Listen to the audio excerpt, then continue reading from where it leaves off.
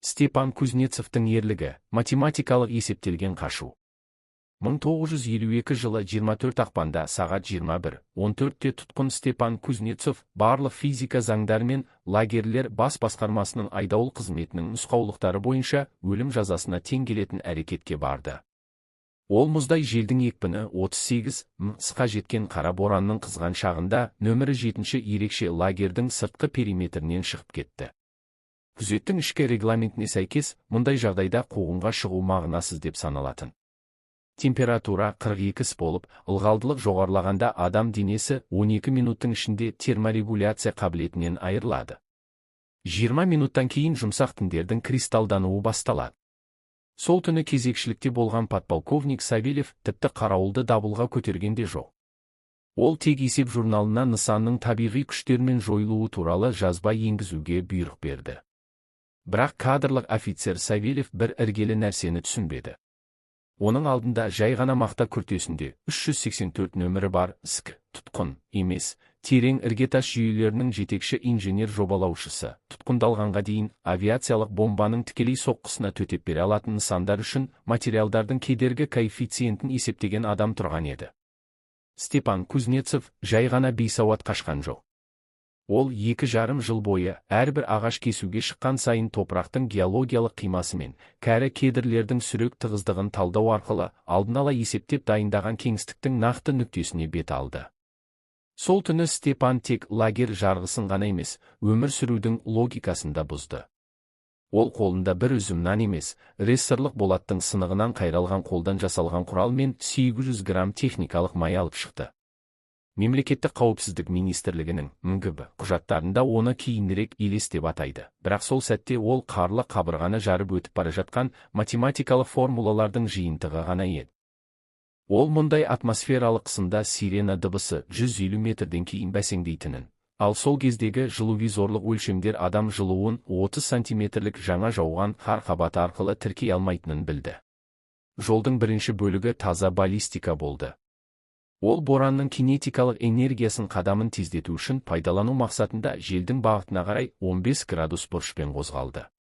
Оның әрбір тынысы жүн мата арқылы сүзілді. Ол мұндай аязда ауаны тікелей жұту өкпенің бірден ісуіне, оттек әкелетінін білді. 4 сағаттық қажытатын марштан кейін, санасы сіріңке қорабының өлшеміне дейін тарыла бастағанда ол оны көрді. Жасы 400-ден асқан алып кедір, патриарх ағаш. Кез келген адам үшін бұл жай ағаш болса, Кузнецов үшін бұл тамыр жүйесі 7 метр тереңдікке кеткен, мәңгілік тоңда табиғи бос орындар жасайтын мінсіз іргетас еді. Ол ағаш қуысына кіруге тырыспады. Бұл тым анық болар еді. Ол тамыр астына, топырақ температурасы, оның есебі бойынша беткі қабаттан 9 градусқа жоғары болатын аймаққа ене бастады. Оның логикаға қарсы қылмысы, іздеуші иттер текшірген органика мен ескі қылқанның иісін ғана сезетін жерге бекініс салуды ұйғарғанда еді. Таңғы сағат 06:00-де лагерде тұру дабылы қағылып, күзет еріншекпен түгендеуді бастағанда, Степан Кузнецов құлыптардың қатып қалуын болдырмау үшін тұзбен араластырылған шым мен балшық қабатынан кіреберіс люкті іштен бекітіп, жер астында болды. Лагер басшылығы істі жабу үшін айыптау қорытындысын дайындап жатты. Әскери прокурор қатал қыс жағдайында анықталмаған жағдаяттарда қайтыс болу туралы қағаздарға қол қойып жатты. Бірақ олар жер астына 2-5 метр тереңдікке көз жүгірте алса, өліп бара жатқан қашқынды емес, тамыр соғысын әдістемелік түрде өлшеп, деректерді қайың қабығынан жасалған қойын дәптерге жазып отырған адамды көрер еді.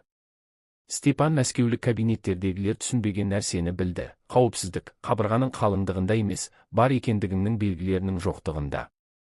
Келесі 10 күн ішінде ол өзінің уақытша інін автономды тіршілік етудің шедевріне айналдырды. Оның басты мәселесі желдету болатын. Жердегі жай тесік оның орналасқан жерін ашық күнде 1 шақырымнан көрінетін бұл бағанасы арқылы әшкерелейтін еді. Кузнецов жылан тәрізді жылу алмастырғыш принципін қолданды. Ол ұзындығы 12 метр болатын тар көлденең жол қазып, оны қалың бұталардың арасынан аяқтады. Оның кішкентай спиртті шамынан шыққан түтін осы туннель арқылы өтіп бара жатып толық суып, үй жолдың ылғалды қабырғаларына шөгіп қалды.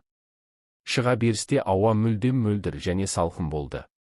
Оның рационы калориясына дейін дәл есептелген болатын. 100 кедр жаңғағы 650 калория берді. 5 техникалық май шырышты қабықтардың қорғалуын қамтамасыз етті. Ол баспанасының төбесіне бекітілген мыс тақталардан жиналатын конденсатты ішті. Бұл тақталарды ол лагер шеберханасынан 1 жыл бойы мақта күртесінің астарына тығып бір-бірлеп шығарған болатын. Оның кеңістігінің әрбір миллиметр энергия сақтау заңына бағынды. Алайда 3-ші аптада оның мінсіз сызбасы күтпеген факторға тап болды.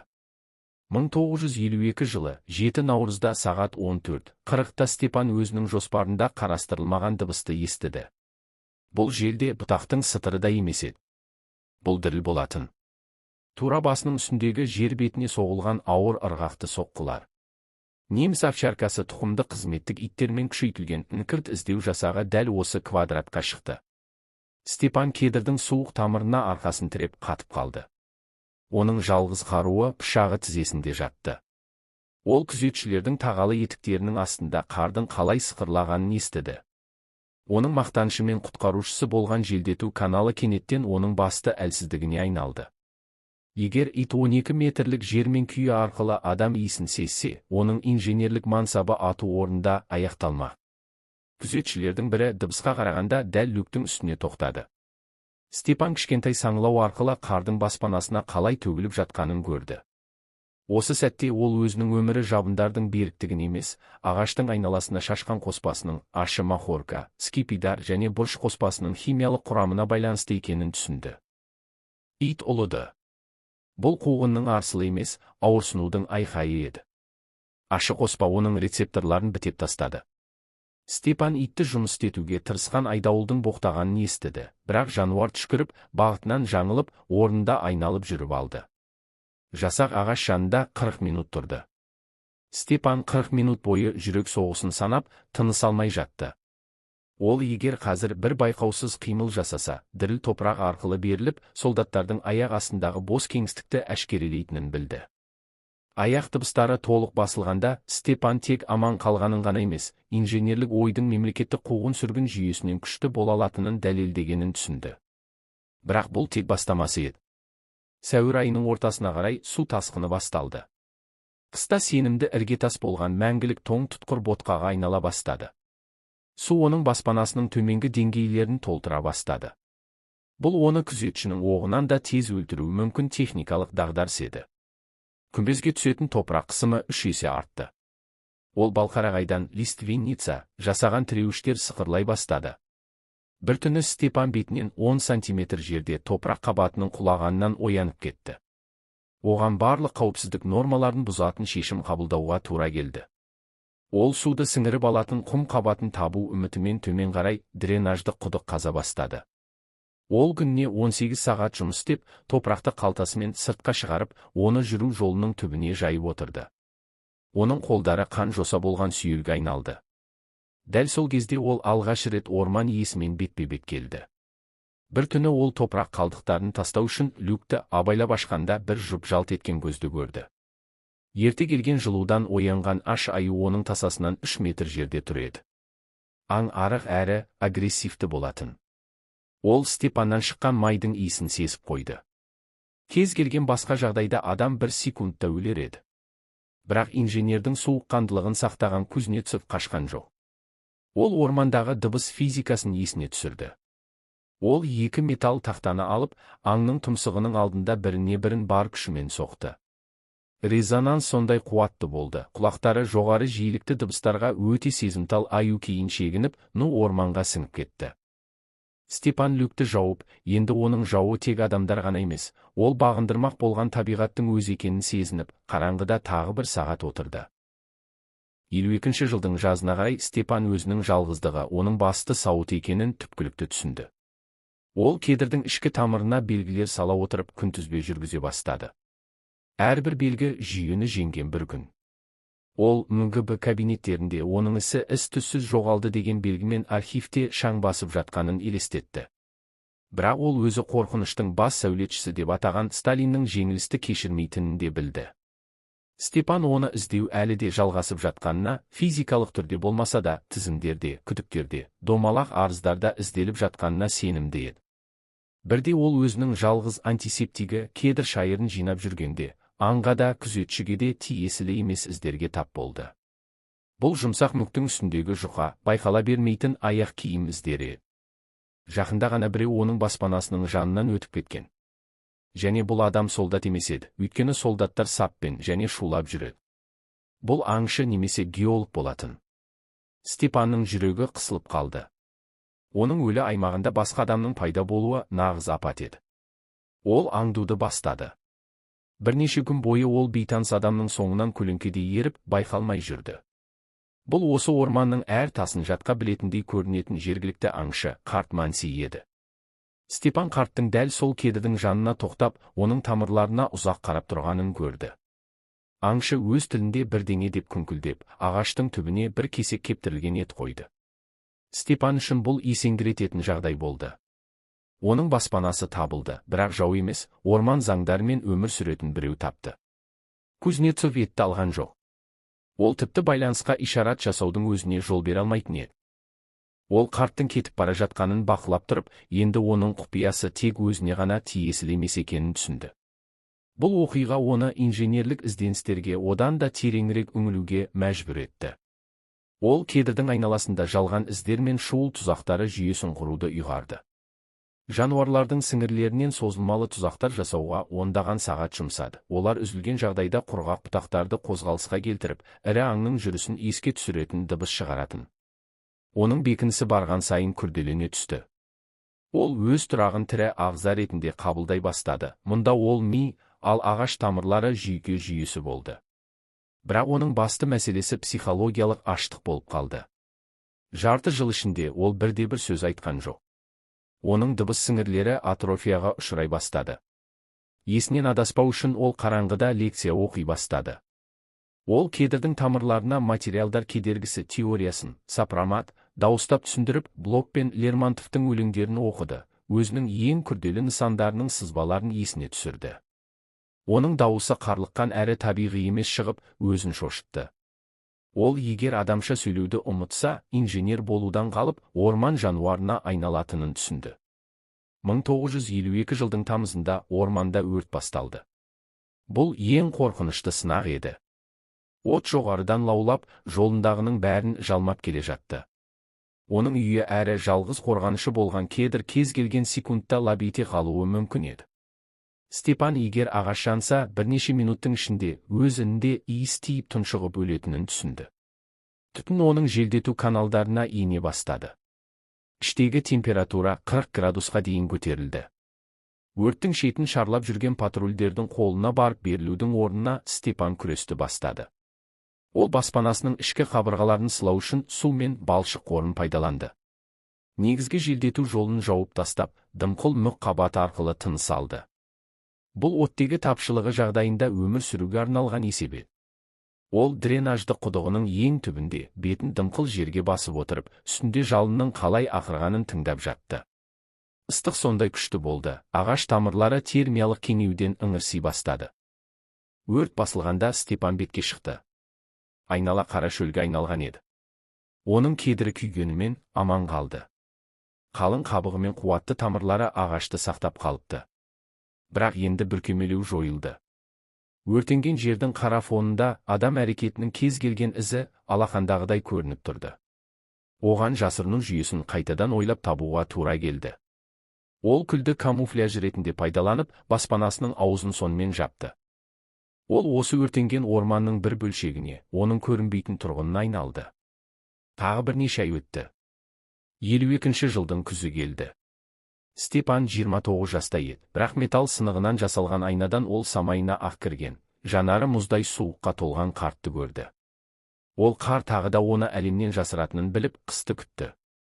Бірақ ол бұл уақытта Мәскеуде тарих ағынын өзгертетін оқиғалар дайындалып жатқанын білмеді. Ол өзінің жер асты камерасында әрбір тыныс үшін арпалысып жатқанда, қорқыныштың бас сәулетшісі өзінің соңғы бұйрықтарына қол қойып жатқан еді.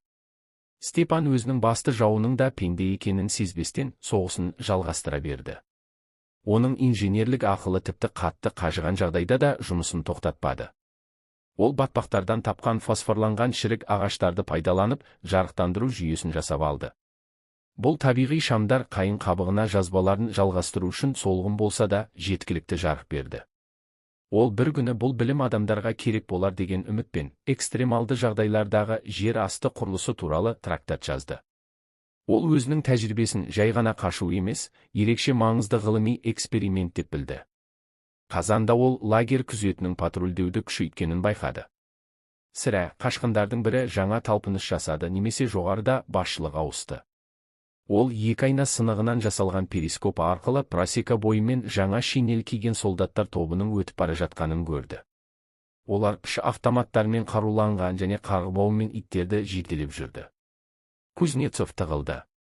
Ол ыстық тамақ пісіруді тоқтатып, тек ымырт жабылғанда ғана қозғалатын үнсіздік режиміне көшті. Ол нағыз елеске айналды, оның бар екендігін тек өзі сияқты шебер ғана байқай алатын ландшафттағы сирек, білінбес өзгерістер ғана растайтын. Бірде түнде ол адамның жылаған дауысын естіді. Бұл сондай күтпеген жағдай болғаны сонша, ол басында құстың дауысы деп ойлады, бірақ дыбыс қайталанды. Оның кедіріне жақын жерде біреу жылап отырды. Степан люкті сәл ашты. 20 метр жерде құлаған ағаштың үстінде бір адам отыр. Бұл лагерь киіміндегі үсті басы алба-жұлба жас жігіт еді. Қашқын, ол жаралы еді. Аяғы кір шүберекпен таңылған, одан қан көрініп тұрды. Степанның алдында таңдау тұрды: көмектесу, өзіңді әшкерелеу және 30 жылдық жобаңды құрту. Сол кезде ол бұл бүкіл өмірінің жобасы болады деп ойлаған ба? Үндемей өтіп кету, адамды өлімге қию деген сөз. Оның ішінде инженер мен адам арпалысты. Инженер бірінші нысан оқшаулануы тиіс деді. Адам, ол біздің біріміз деп айқайлады. Степан үшінші жолды таңдады. Ол жігітке көрінбеді, бірақ түнде ол ауыр ұйқыға кеткенде, аяғының жанына кептірілген саңырау құлақтар мен кедір шайырынан жасалған жақпамай салынған түйіншекті қалдырды. Сонымен қатар өзі білетін ескі аңшы лашығына баратын бағытты көрсетіп кетті. Таңертең жігіт жоқ болып шықты. Степан заттарды қалдырған жерінен қолдан жасалған өткір біз, заточка, тапты. Бұл ризашылықтың белгісі еді. Бұл оның ұзақ айлар бойы адамзатпен болған жалғыз байланысы болды. Бұл оқиға оны дәл қазір осы ормандарда өзі сияқты қаншама адамның қырылып жатқаны туралы ойлануға мәжбүр етті. Ол өз бекінісі үшін оғаш бір мақтаныш сезімін сезінді. Ол гулаққа қарсы тұра алатын жүйені құра алған жалғыз адам еді. Оның қылмысы протесттің ең жоғары формасына айналды. Ол өзінің өлімі туралы бұйрыққа қарамастан өмір сүрді. Ол адам еркінің, табиғат заңдарын білумен ұштасқанда жеңілмейтінінің тірі дәлелі болды. 52 жылдың қысы одан да қатал болатындай көрінді. Степан баспанасының күмбездерін мұз бен топырақтың қосымша қабаттарымен нығайтып, мұзды сауыт эффектісін жасады. Ол бұл сауыттың үстінен кездейсоқ жүк көлігі өтсе де шыдайтынын білді. Ол 53 жылдың көктемі тағы 30 жыл күтетін хабар әкелетінін білмей, ұзақ қоршауға дайындалды. Бірақ әзірге ол люкті жауып, өзінің үйреншікті қараңғылығына батты. Онда оның жалғыз сұхбаттасушылары кәрі кедірдің тамырлары мен адам ақылының ұлылығы туралы өз ойлары ғана еді. Желтоқсанның аяғында, жаңа жыл қарсаңында бір оғаш нәрсе болды. Степан моторлардың шуылын естіді. Жол жоқ орман ішінде бұл ашық күндегі күннің күркірегеніндей естілді. Оның перископынан ауыр шынжыр табанды тракторлардың оның кедірінен бірнеше шақырым жерде жол салып жатқаны көрінді. Жаңа темір жол тармағының құрылысы басталды. Оның үнсіздік аймағы бұзылды. Бұл жүздеген жұмысшыны техниканың тұрақты қатысуын және әшкереленудің сөзсіз қаупін білдірді. Степан өзінің бірінші кезеңі, ену кезеңі аяқталғанын түсінді. Екінші кезең, қатар өмір сүру кезеңі басталды. Оған мыңдаған көздің тасасында, ұлы құрылыстың көлеңкесінде көрінбей өмір сүруді үйрену керек болды. Ол жұмыс кестесін, техника дыбыстарын, құрылысшылардың әдеттерін зерттей бастады. Ол шуылдар бойынша сарапшы болды. Ол мотордың дыбысына қарап трактордың маркасын және оның қаншалықты жүктелгенін анықтай алатын. Оның өмірі күрделі шахмат партиясына айналды. Мұндағы қателіктің құны жай ғана бостандық емес, кедір тамыры астындағы оның бірегей әлемінің бар болуы еді. Ол құрылыс алаңына түнгі жорықтар жасай бастады. Тамақ үшін емес, оның жаңғақтары мен саңырау құлақтары жеткілікті еді, ақпарат үшін. Ол газет қиындыларын, құрал саймандарды, тіпті шегелерді ұрлайтын. Фосфорланған шірік ағаштардың жарығымен газеттерді оқи отырып, ол әлемде не болып жатқанын түсінуге тырысты. Бірақ ресми баспасөз көсемнің жетістіктері мен даңқы туралы есептерге толы еді. Степан жолдардың арасынан оқыды. Ол риториканың қалай өзгеріп жатқанын, жаңа есімдердің пайда болғанын көрді. Ол жүйедегі кернеудің артып келе жатқанын сезді. Оның инженерлік ақылы КСРО сияқты алып құрылымның үнемі кернеу режимінде мәңгі өмір сүре алмайтынын айтып тұрды. Ол мемлекетті үстінен тым көп су массасы басып тұрған платина мен бөгетпен салыстырды. Ерте ме кеш пе бетоннан жарықшақтар пайда болады. Оның міндеті өзінің қарсылық торабының ішінде аман қалып, сол сәтті күту еді. Ол әлем әлі естуге дайын емес шындықтың сақтаушысына айнала отырып, өзінің есептерін, жазбаларын және кедір тамырларына лекцияларын жалғастыра берді. 1953 жылдың наурызына қарай Степан Кузнецов өзінің жүйесін өзі статикалық тепе-теңдік деп атаған күйге жеткізді. Оның 400 жылдық кедірдің тамыры астындағы жер асты баспанасында тұрақты 68 ылғалдылық пен 7 температурасы бар микроклимат орнады. Мәңгілік тоң жағдайында өмір сүретін адам үшін бұл Мәскеудегі пәтердің жайлылығымен бірдей еді. Бірақ бұл жайлылық сәттіліктің емес, қатал инженерлік есептің нәтижесі болатын. Кузнецов өз өмірінің өз денесінің энергиясы мен орманның тапшы ресурстарын қаншалықты тиімді қайта бөле алатынына байланысты екенін түсінді. 1953 жылдың 5 наурызында Степан орманның акустикалық фондағы ерекше өзгерістерді тіркеді. Өзі жасаған сейсмикалық датчик, түпкі жынысқа көміліп құлағына тақалған бұғының қуыс сүйегі арқылы ол алыстан естілген ырғақты гүрілді естіді. Бұл құрылыс техникасының моторы емес еді. Бұл лагерь мен жақын маңдағы кент тарапынан естілген қоңырау үні мен жүздеген дауыстың гуілі болатын. Діріл сондай қуатты болғаны сонша, Степан оны саусақ ұштарымен сезінді. Ол дәл осы сәтте миллиондаған адамның Сталиннің өлімін естіп, еңіреп жылап жатқанын білмеді. Қашқын инженер үшін бұл типіндегі штаттан тыс жағдай, қарсыластың жеке құрамының жаппай мазасыздануы ретінде жіктелген аномалия еді. Ол өзінде 18 тәулік бойы бекініп жатты. Көсемнің өлімі лагерь маңындағы ормандарда репрессия мен тазарту толқынын тудырады деп болжап, жаппай тінтудің басталуын күтті. Ол нөлдік белсенділік рационына сағатына 3 кедір жаңғағы мен 200 еріген суға көшті. Дәл осы күндері, тас қараңғы мен тыныштықта отырып, ол қалайша лай мен таяқтан бекініс тұрғыза алатын адамға айналғанын еске ала бастады. Степан Павлович Кузнецов 1912 жылы Свердловскіде дүниеге келген. Оның әкесі Павел Кузнецов бірінші 5 жылдықтың алып құрылыстарының іргетасын қалауға қатысқан шебер тас қалаушы еді. Әкесі оған құрылысшының басты ережесін үйретті: тас ешқашан үндемей тұрмайды. Ол сынғысы келгенде әрдайым ескертеді. 8 жасында Степан балға соққысының дыбысы арқылы граниттің маркасын анықтай алатын. Ол қызғылт реңкті граниттің дала шпаты қоспаларына байланысты морт сынғыш екенін, ал сұр ұсақ түйіршікті тастың шаршы сантиметріне 2000 қысымға төтеп беретінін білді. Бұл тактильді жады оның данышпандығының негізі болды. 1924 жылы 12 жасар жасөспірім кезінде ол әкесіне ескі Демидов шахталарының күмбездерін нығайтуға көмектесті. Ол жерде алғаш рет жүктеменің қалай бөлінетінін түсінді. Ол алып күмбездердің жалғыз тірек нүктесі құлыптық тас арқылы қалай ұсталып тұрғанын көрді. Егер бұл тас дұрыс қойылса, конструкция ғасырлар бойы тұрады. Егер жарты сантиметр қателессең, бәрі шаңға айналады. 1931 жылы Кузнецов Мәскеу сәулет институтына түсті. Сталиндік зәулім ғимараттардың пафосты жобаларының арасында Степан ең танымал емес әрі күрделі мамандандыруды таңдады: жер асты фортификациясы және нысандарды жарылыс толқынының әсерінен қорғау. Курстастары бағаналы партиктерді сызып жатқанда, Кузнецов соққы толқынның әртүрлі топырақ түрлерінде таралу физикасын зерттеді. Ол балшықтың өзінің пластикалық қасиетіне байланысты жарылыс энергиясын жартасты жыныстарға қарағанда 3 есе тиімді басатынын анықтады. Оның дипломдық жұмысы толық оқшаулану жағдайындағы автономды тіршілікті қамтамасыз ету жүйелері деп аталды.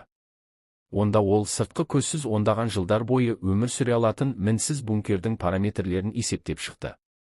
Профессорлар оның жобасын техникалық фантастика деп атады, бірақ 1937 жылы оның соңынан былғары күрте киген адамдар қамауға алу үшін емес, жұмысқа тарту үшін келді.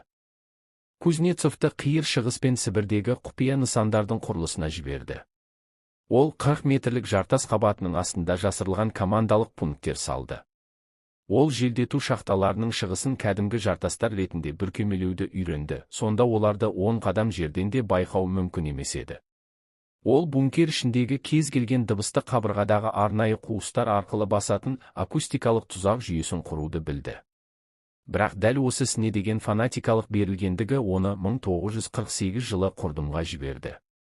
Ол жоғары қолбасшылық үшін нысанды қабылдау актісіне қол қоюдан бас тартып, жабындардың беріктік есебіндегі қатені көрсетті.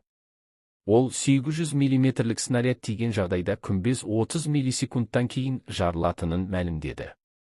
2 күннен кейін ол Лубянкадағы камерада отырды. Оған 25 жыл лагері берілді, бірақ оны іскі вагонымен солтүстікке апарғанда Степан қорқыныш емес, кәсіби қызығушылық сезінді. ГУЛАГ ол үшін зор, бірақ нашар жобаланған инженерлік жүйе еді. Ол мұнаралардың орналасуынан, патрульдеу схемаларынан, адамдарды ұстап тұру принципінің өзінен қателерді көрді. Ол кез келген жүйенің шаршау нүктесі болатынын білді, және сол нүктені табуды ұйғарды. 1953 жылдың шындығына оралғанда, Степан өзінің сейсмикалық датчигінің бұдан бұлай дабылды тіркемейтінін түсінді. Жоғарыдағы әлем қатып қалғандай болды. Ол 16 сәуір түні бетке шығуға тәуекел етті. Орман көктемгі еру иістеріне толы еді, бірақ Кузнецов басқа бірдеңені сезді. Жат түтіннің иісі лагердік емес, басқа үйге жақын иіс. Ол ізбен 3 шақырым жүріп, өзі күтпеген нәрсені көрді. Тұтқындарда күзетшілер емес, кішігірім адамдар тобын көрді. Бұл геологиялық барлау партиясы еді. Ол оларды 3 тәулік бойы бақылады. Олардың араласу мәнері оны таңғалдырды. Дауыстарында қорқыныш жоқ еді. Олар қатты күліп, гитарамен ән айтты және жан-жағына жалтақтамады. Лагер айдауылының дыбысына үйренген адам үшін бұл физикалық тұрғыдан төзгісіз болды. Степан елдің конструкциясында бір іргелі нәрсенің өзгергенін сезді. Ол болжаған жарықшақ ең жоғарғы жақтан кеткен еді.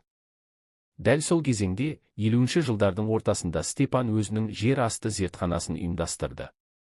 Тыныштықтан есінен адаспау үшін оған ақылын бір нәрсемен шұғылдандыру керек болды. Ол флора мен фауна үлгілерін жинай бастады, бірақ натуралист ретінде емес, инженер ретінде. Оны материалдардың биомеханикалық қасиеттері қызықтырды. Ол жергілікті орман өрмекшісінің өрмегінің беріктігін зерттеп, қалыңдығы 0,1 м жіп үзілгенге дейін 800 салмақты көтеретінін анықтады. Бұл оған суды сүзу үшін өрмек пен мүктің өрілуін пайдалану ойын салды. Ол тірі жарық бірегей жүйесін құрды. Кедр тамырларының астындағы терең үңгірлерде ол фосфорланған шірік ағаш саңырау құлақтарының колонияларын өсірді. Ол егер оларды ағаш шырынның белгілі бір түрімен қоректендірсе, жарқырау қарқындылығы 40-ға артатынын байқады. Осы жары оның лагерден кереметпен алып шыққан 3 кітабын оқуға жеткілікті болды. 1934 жылғы басылымдағы инженер құрылысшының анықтамалығы, Маяковскийдің өлеңдер жинағы және паровоздарды жөндеу бойынша техникалық нұсқаулық. Бұл кітаптар оның мағыналар кітапханасына айналды. Ол анықтамалықты мыңдаған рет қайталап оқып, өмірінде көрген барлық көпірлер мен ғимараттардың сызбаларын ойша қалпына келтірді. Маяковский оған өмір ырғағын берді. Оның кесілген жолдары ойдың айқындылығын сақтауға көмектесті. Ал паровоздар туралы нұсқаулықты Степан Клоуз бен Стефенсон механизмдерін ойша бөлшектеп, жинау арқылы логикасын жаттықтыру үшін пайдаланды. Ол өз жадын ешқандай цензура тінте алмайтын деректер қоймасына айналдырды. 1958 жылы Кузнецов оның баспанасын жойып жібере жаздаған қауіпке тап болды. Бұл адам емес, орман қасқырларының үйірі. Сол қыста аяз 55-қа дейін түсті. Аңдар аштықтан есінен танды. Олар желдету шахтасындағы микрожарықшақтар арқылы сыртқа шыққан адам жылуының иісін сезіп қойды. Степан тура басының үстіндегі кедір қабығын тырнаған тырнақтардың дыбысын естіді. Қасқырлар қаза бастады. Тоңған жер қабаты бетон сияқты қатты еді, бірақ жыртқыштардың тістері мен тырнақтары қажымады. Степан бірнеше сағаттан кейін олардың ішке бұзып кіретінін түсінді. Ататын ештеңе жоқ, тек пышағы ғана бар еді. Бірақ оның ішіндегі инженер құрбанды жеңіп шықты. Ол жылулық кеңею заңын есіне түсірді. Ол өзінің кішкентай спиртті шамында бір кесек тасты қызарғанша қыздырып, оны дымқыл мүкке орады да, ұзын сырық арқылы желдету тесігіне шығарды. Қасқыр бұл сыйлықты тістеп алғанда, лезде аса қызған бу сыртқа атылды. Физика мінсіз жұмыс істеді. Қасқырдың шырышты қабығы термиялық күйік алып, ол зәресі ұшып қаша жөнелді. Қалған үйір күйген жүннің иісін сезіп және басшысының айқайын естіп, оның соңынан ерді. Кузнецов табиғат заңдарын білу ең қуатты қару екенін тағы бір рет дәлелдеді. 60-шы жылдары ормандағы өмір күрделене түсті. Ұлы Сібір құрылыстарының дәуірі басталды. Степан алыстағы карьерлердегі жарылыстардан жердің қалай гуілдейтінін естіді. Ол өркениеттің жан-жақтан келе жатқанын түсінді. 1964 жылы геодезистердің іздеу тобы оның есігінен 10 метр жерден өтті. Ол перископ арқылы олардың заманауи теодолиттері мен нивелирлерін көрді. Ол аспаптарының маркасын таныды. Бұл ол тек оқып қана білетін жаңа үлгілер еді. Степан бойында оғаш кәсіби қызығушылық пайда болды. Ол шығып, олардың қатесін түзеткісі келді. Ол олардың рейканы тұрақсыз топыраққа орнатып жатқанын, бұл жолдың әр шақырымында 30 сым қателік беретінін көрді. Техникалық сауатсыздықты көріп, оны түзетуге құқығың болмауы азап еді. Ол пышағын қолында қысып тұрып, ернін қанағанша тістеп, бақылауды жалғастырды. Бұл оның жеке трибуналы еді. Ол өзін осы шұңқырда білімінің өзімен бірге өліп бара жатқаны үшін соттады. Дәл осы кезеңде ол орманның акустикалық картасын сыза бастады. Ол егер құлағыңды белгілі бір әктас қабатына бассаң, өтіп бара жатқан пойыздың дыбысы 18 шақырым жерден естілетінін байқады. Ол дыбыстың топырақтың әр түрлі қабаттарында таралу жылдамдығын есептеп шықты. Құрғақ құмда 300 мыс, тығыз балшықта 800, гранитте 3000. Осы деректерді пайдалана отырып, ол 3 шақырым радиуста кез келген адамның пайда болуын 5 минуттық дәлдікпен болжай алатын болды. Оның 60-шы жылдардағы тұрмысы аскетті кемелдіктің шыңына айналды. Ол кедір қылқанынан С витаминін синтездеуді үйреніп, құрқұлақ, цинга ауруының алдын алды. Ол кедір тамырлары ылғалды ең көп бөлетін аймақтарда жеуге жарамды тамырларды өсіріп, жер асты егіншілік жүйесін жасады. Оның денесі болат сым сияқты құрғақ әрі қатты болды. 52 жасында ол бір қолымен 24 рет тартыла алатын, бұл оның шахтасының шектеулі кеңістігіндегі күнделікті жаттығуларының нәтижесі. Бірақ ең үлкен шайқас әлі алда еді. 1972 жылғы ұлы құрғақшылық кезінде орманда торф өрті басталды. Бұл жер бетіндегі жалыннан да сорақы еді. Торф жер астында 600 температурада түтінсіз және жалынсыз жанады. Ол ішіндегі бос орындарды жеп, топырақты тұзаққа айналдырады. Кузнецов бұны жәндіктердің мінез құлқынан түсінді. Құмырсқалар ұяларын жаппай тастап, жылға жаққа қарай жылжи бастады. Степан өзінің баспанасының тура жер асты өртінің жолында тұрғанын ұқты. Егер кедір тамырының астындағы торф жанса, ол өз бекінісінде тірідей күйіп кетеді. Оның 8 сағаты бар еді. Ол гидравликалық соққы тактикасын қолданды. Өзінің дренажды құдығымен табиғи бос орындар жүйесін пайдалана отырып, ол орман жылғасынан суды топырақтың терең қабаттарына қолмен айдай бастады. Ол ағаш айналасын батпаққа айналдырып, ені 5 метрлік су бөгетін жасады. Жұмыс адам мүмкіндігінің шегінде болды. Жүрек соғысы минутына 140-қа жетті.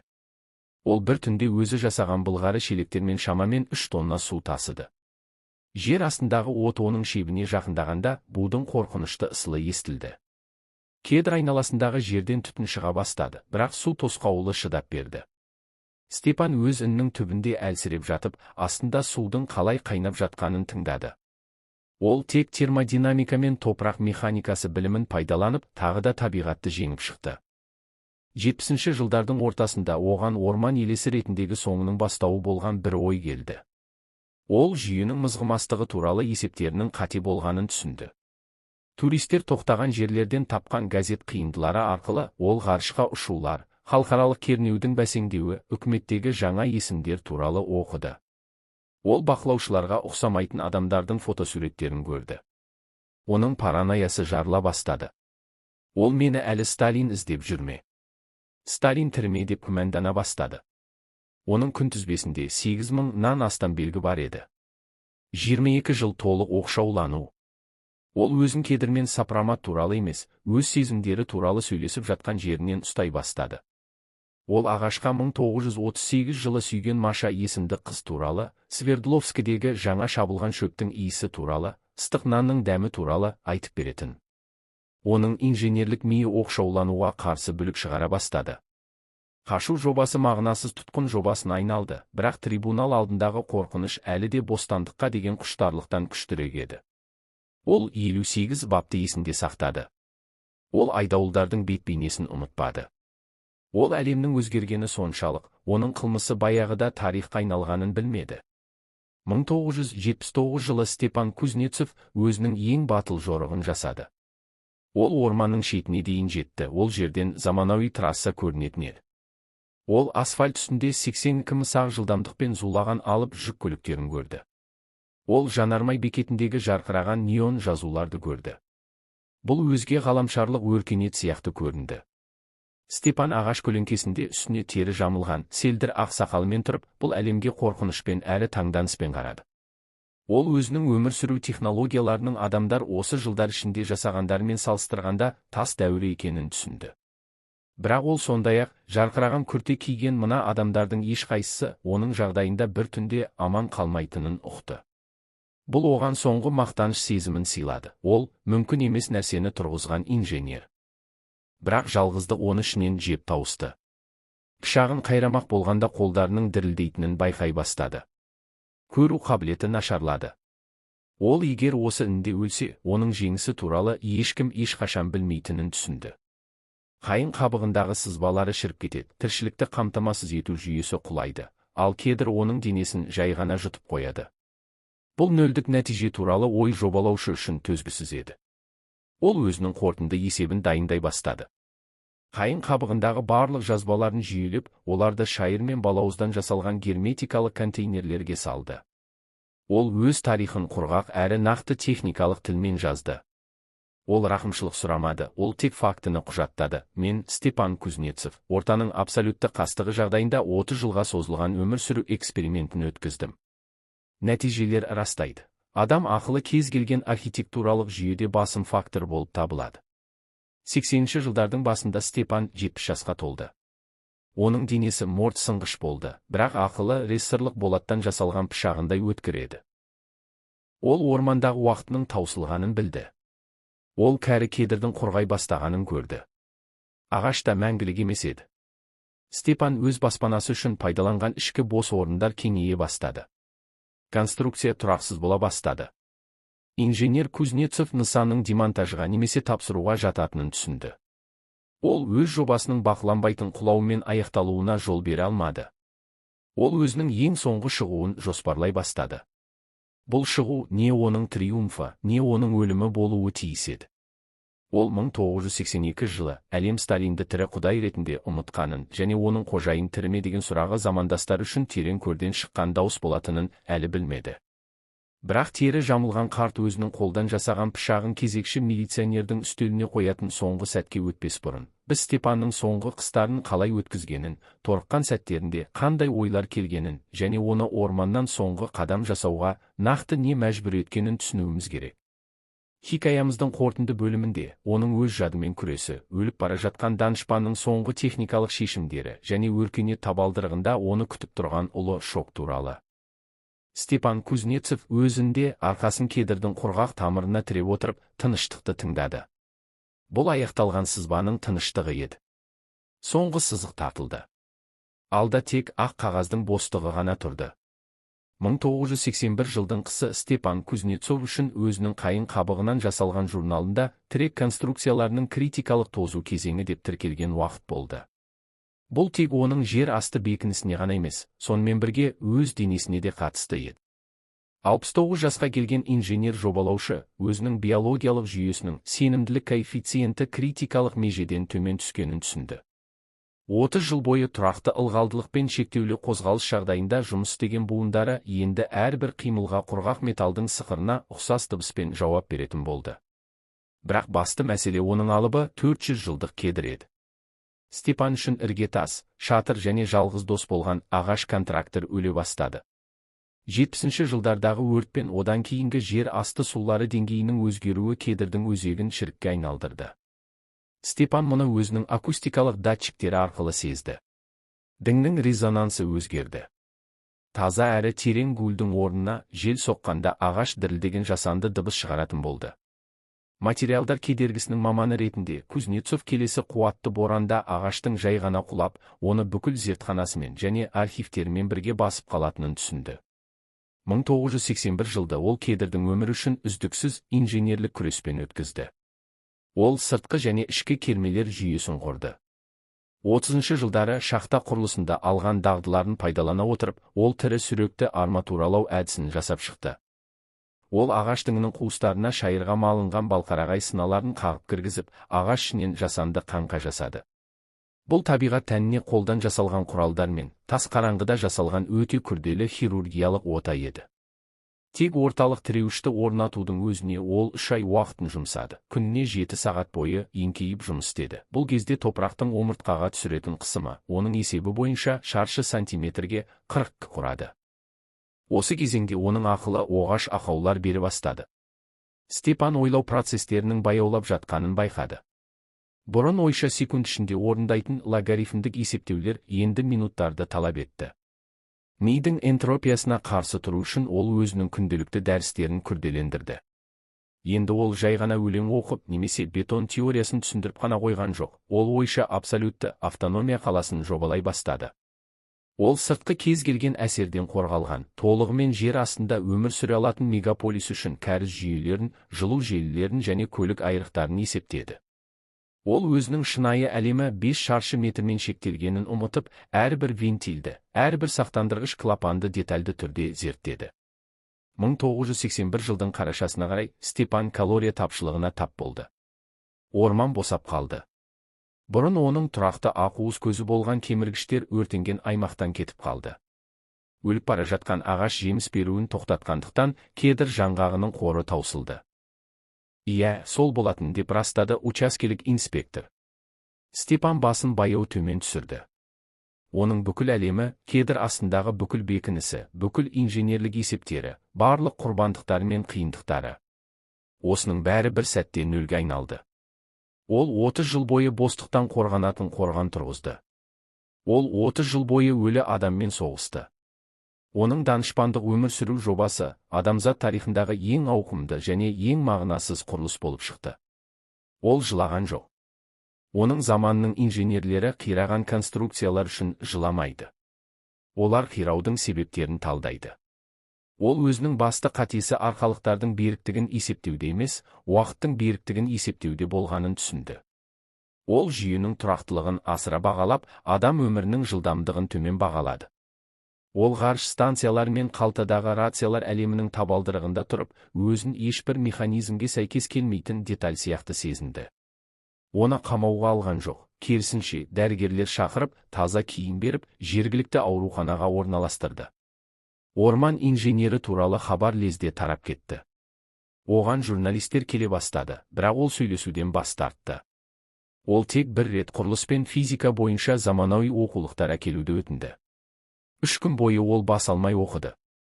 4-ші күні соңғы кітапты жауып, дәрігерге: бәрі дұрыс, материалдар жақсарған, бірақ принциптер сол күйі қалған. Мен кедр тамырларына сопроматты бекер үйретпеппін деді. Степан Кузнецов өзі үшін жаңа әлемде небәрі бірнеше ай ғана өмір сүрді. Орман ауасының стерилді тазалығына және өмір сүрудің қатал тәртібіне үйренген оның ағзасы қаланың шаңы мен ақпараттың көптігіне шыдай алмады. Ол 1982 жылдың тамызында ұйқысында тыныш қана қайтыс болды. Өлер алдында ол қайың қабығындағы күнделіктерін Мәскеу инженерлік құрылыс институтына тапсыруды өтінді. Ол өз жобасының бәрібір комиссиямен қабылданғанын қалады. Оны жергілікті зиратқа жерледі. Милиция майорының өтініші бойынша қарапайым ескерткішке инженер Кузнецов жоба аяқталды деген жазу қашалды. Ал орманда кенттен 12 шақырым жерде әлі де ескі, өртенген кедр тұр. Оның діңі енді бір жола жарылған, ал тамырының астында мінсіз жер асты бекінісі баяу топыраққа айналып барады. Балшық қайың қабығынан жасалған қабырғаларды жұтуда. Мүк желдету каналдары арқылы өсіп шыққан. табиғат тарихтағы ең ұзақ әрі ең жалғыз инженерлік ерліктің іздерін өшіріп, өздігін қайтарып алуда. Бірақ егер тымық ауа райында құлағыңды жерге төсесең, алыстан әрең естілетін гуілді естуге болатындай көрінеді. Бұл, заңдар мен ар-ұжданға ғана бағынған кезде, тіпті ең терең жер астында да ақыл-ойдың еркін бола алатынын дәлелдеген адамның жадын сақтаған кәрі кедірдің резонансы. Степан Кузнецов өз күнделіктерінің бәрібір Мәскеуге жеткенін және оның қайың қабығындағы жазбаларын зерттеген заманауи инженерлердің оның есептерінің дәлдігі мен техникалық шешімдерінің батылдығына таңғалғанын білмей кетті. Оның мағынасы жобасы бүгінде терең іргетасты нысандарды салып жатқандар үшін оқулыққа айналды.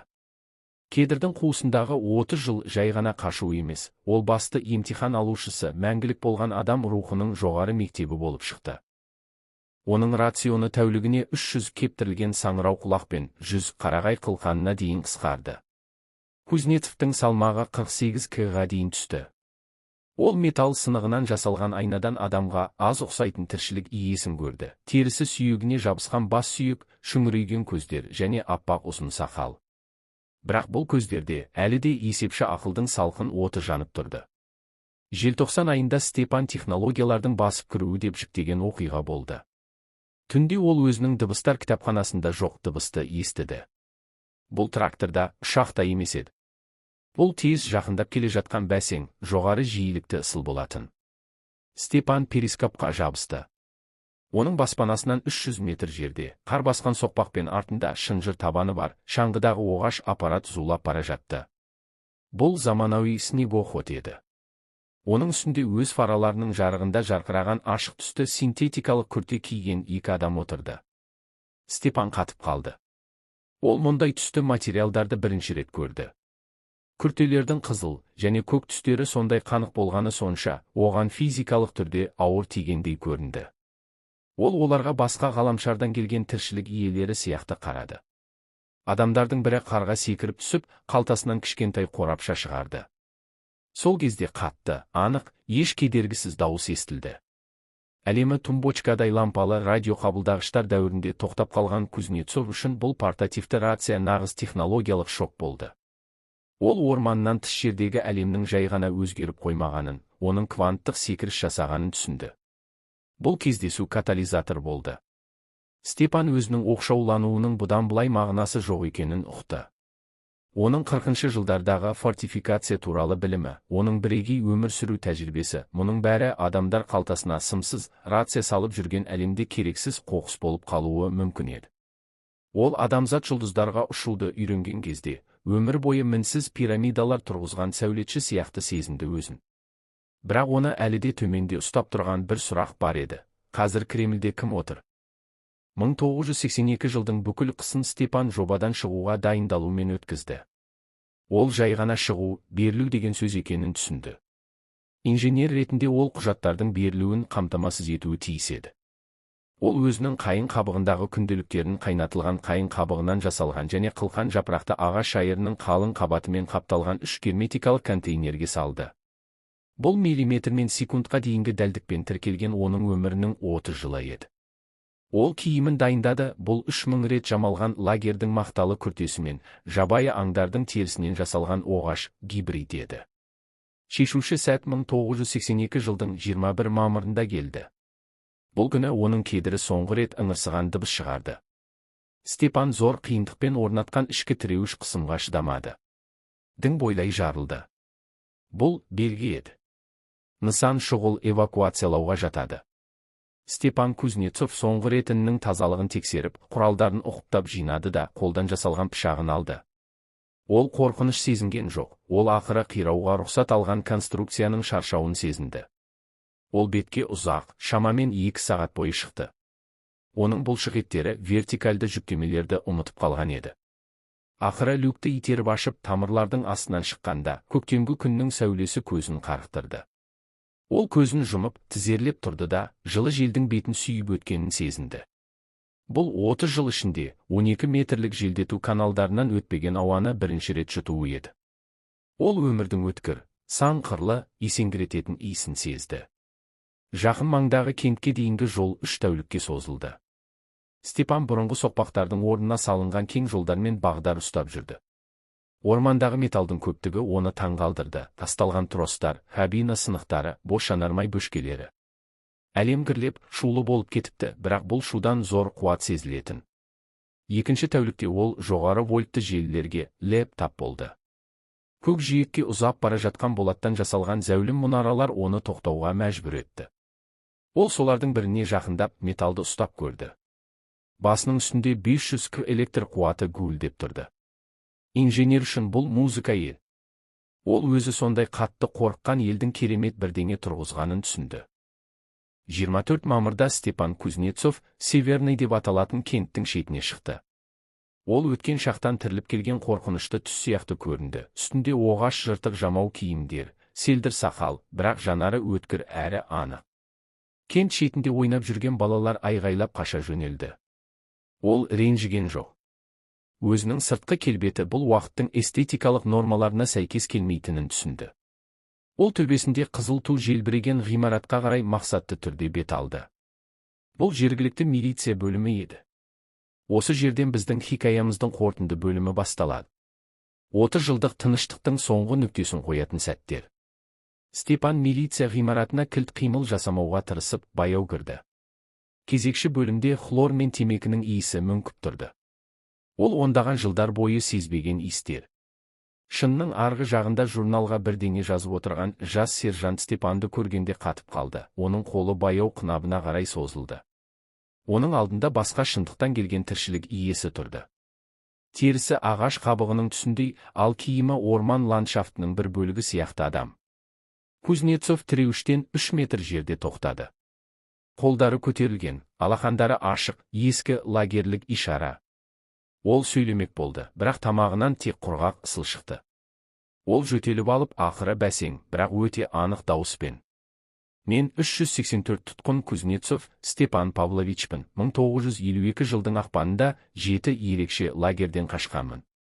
Тұрған жерімді мәлімдеуге және жеке қаруымды өткізуге келдім», деді. Ол барьердің үстіне рессордан соғылған қолдан жасалған пышағын баяу қойды. Сержант пышаққа, сосын Степанға, сосын қайтадан пышаққа қарады. Оның көзінен өшпенділік немесе күдік байқалмады. Онда тек шексіз таңданыс бар еді. 60-шы жылдардың басында туған жігіт үшін 7 ерекше лагер Спартак көтерілісі сияқты дерексіз естілетін. «Ақсақал, сіз қайдан келдіңіз?» деді сержант ақыры демін алып. «Қандай лагер? Қандай 52-ші жыл? Сіз не, орманнан жаңа ғана шықтыңыз ба?» Степан жауап берген жоқ. Ол басқа реакция күтті. Ол тізерле: «Қолыңды желкеңе қой» деген бұйрықты, кісеннің сыңғырын және МГБ, мемлекеттік қауіпсіздік министрлігі, айдауылын күтті. Ол 30 жыл бойы дайындалған сол процедураның басталуын күтті. 1 сағаттан соң бөлімшеге бүкіл басшылық жиналды. Көзі шаршаған бөлім бастығы, майор және Хрущев заманын көрген қарт учаскелік инспектор келді. Олар кабинетте отырды, ал Степан олардың қарсысында керілген ішектей түзу отырды. Алдында бір стақан ыстық шай тұрды, нағыз шай. Оның иісі Степанның қолын дірілдетіп жіберді. «Степан Павлович» деп бастады майор архивтен әкелінген ескі, сарғайған папканы парақтап отырып. «Біз сіздің ісіңізді таптық». Ол шынымен де 1952 жылдың наурызында өте төмен температура жағдайында қашу кезінде қаза тапты деген белгімен архивке өткізіліпті. Сіз мемлекет үшін 30 жыл бойы өлі адам болып келгеніңізді түсінесіз бе? «Мен өмір сүру жобасын орындадым» деп құрғақ жауап берді Кузнецов. «Менің есебім дұрыс шықты. Мен тірімін. Енді жарғыны бұзғаным үшін жауап беруге дайынмын. Мені қожайынға апарыңыздар». Кабинетте тыныштық орнады. Қарт учаскелік инспектор ауыр күрсініп терезеге қарады. «Қандай қожайынға, Степан Павлович?» деп сұрады ол ақырын. «Жолдас Сталинге», деді Кузнецов нық сеніммен. «Мен білемін, ол өз есептеріне қарсы келгенді ұнатпайды. Мен оған өз шындығымды дәлелдеуге дайынмын. Ол маған қатты ашулы ма?» Майор орындығының арқасына баяу сүйенді. Ол Степанға оғаш бір сезіммен қарады. Бұл аяушылық пен шексіз құрметтің қоспасы еді. Ол алдында баяғыда жоқ болып кеткен аруақпен алысып, ерікті тозақта 30 жыл өткізген адам тұрғанын түсінді. «Степан Павлович», майор кідіріп сөз таңдады. Сталин 1953 жылдың наурызында, сіз қашқаннан кейін 1 жыл өткенде қайтыс болды. Ол жоқ. Оның жоқ болғанына 29 жыл болды. Ол лагерлерде жоқ, сіздің бабыңызда статья жоқ дерлік. Сізді 1956 жылы өлгеннен кейін ақтады, реабилитация. Кузнецов қозғалған жоқ. Оның беті қатып қалған ағаш маска сияқты қозғалыссыз қалды. Тек шай ішілген стақанды қысып тұрған саусақтары ағарып кетті. Өлді ме? Деп қайталады ол сыбырлап. Демек, 53 жылғы гуіл. Жердің дірілі қоңырау үні. Бұл сол екен ғой. Иә, сол болатын деп растады учаскелік инспектор. Степан басын баяу төмен түсірді. Оның бүкіл әлемі, кедір астындағы бүкіл бекінісі, бүкіл инженерлік есептері, барлық құрбандықтары мен қиындықтары. Осының бәрі бір сәтте нөлге айналды. Ол 30 жыл бойы бостықтан қорғанатын қорған тұрғызды. Ол 30 жыл бойы өлі адаммен соғысты. Оның данышпандық өмір сүру жобасы адамзат тарихындағы ең ауқымды және ең мағынасыз құрылыс болып шықты. Ол жылаған жоқ. Оның заманының инженерлері қираған конструкциялар үшін жыламайды. Олар қираудың себептерін талдайды. Ол өзінің басты қатесі арқалықтардың беріктігін есептеуде емес, уақыттың беріктігін есептеуде болғанын түсінді. Ол жүйенің тұрақтылығын асыра бағалап, адам өмірінің жылдамдығын төмен бағалады. Ол ғарыш станциялар мен қалтадағы рациялар әлемінің табалдырығында тұрып, өзін ешбір механизмге сәйкес келмейтін деталь сияқты сезінді. Оны қамауға алған жоқ, керісінше дәрігерлер шақырып, таза киім беріп, жергілікті ауруханаға орналастырды. Орман инженері туралы хабар лезде тарап кетті. Оған журналистер келе бастады, бірақ ол сөйлесуден бас тартты. Ол тек бір рет құрылыс пен физика бойынша заманауи оқулықтар әкелуді өтінді. 3 күн бойы ол бас алмай оқыды. 4-ші күні соңғы кітапты жауып, дәрігерге. Бәрі дұрыс, материалдар жақсарған, бірақ принциптер сол күйі қалған. Мен кедір тамырларына сопроматты бекер үйретпеппін деді. Степан Кузнецов өзі үшін жаңа әлемде небәрі бірнеше ай ғана өмір сүрді. Орман ауасының стерилді тазалығына және өмір сүрудің қатал тәртібіне үйренген оның ағзасы қаланың шаңы мен ақпараттың көптігіне шыдай алмады. Ол 1982 жылдың тамызында ұйқысында тыныш қана қайтыс болды. Өлер алдында ол қайың қабығындағы күнделіктерін Мәскеу инженерлік құрылыс институтына тапсыруды өтінді. Ол өз жобасының бәрібір комиссиямен қабылданғанын қалады. Оны жергілікті зиратқа жерледі. Милиция майорының өтініші бойынша қарапайым ескерткішке инженер Кузнецов жоба аяқталды деген жазу қашалды. Ал орманда кенттен 12 шақырым жерде әлі де ескі, өртенген кедір тұр. Оның діңі енді бір жола жарылған, ал тамырының астында мінсіз жер асты бекінісі баяу топыраққа айналып барады. Балшық қайың қабығынан жасалған қабырғаларды жұтуда. Мүгжілдету каналдары арқылы өсіп шыққан. Табиғат тарихтағы ең ұзақ әрі ең жалғыз инженерлік ерліктің іздерін өшіріп, өздігін қайтарып алуда. Бірақ егер тымық ауа райында құлағыңды жерге төсесең, алыстан әрең естілетін гуілді естуге болатындай көрінеді. Бұл, заңдар мен ар-ұжданға ғана бағынған кезде, тіпті ең терең жер астында да ақыл ойдың еркін бола алатынын дәлелдеген адамның жадын сақтаған кәрі кедірдің резонансы. Степан Кузнецов өз күнделіктерінің бәрібір Мәскеуге жеткенін және оның қайың қабығындағы жазбаларын зерттеген заманауи инженерлердің оның есептерінің дәлдігі мен техникалық шешімдерінің батылдығына таңғалғанын білмей кетті. Оның мағынасы жобасы бүгінде терең іргетасты нысандарды салып жатқандар үшін оқулыққа айналды. Кедірдің қуысындағы 30 жыл жай ғана қашу емес, ол басты емтихан алушысы мәңгілік болған адам рухының жоғары мектебі болып шықты.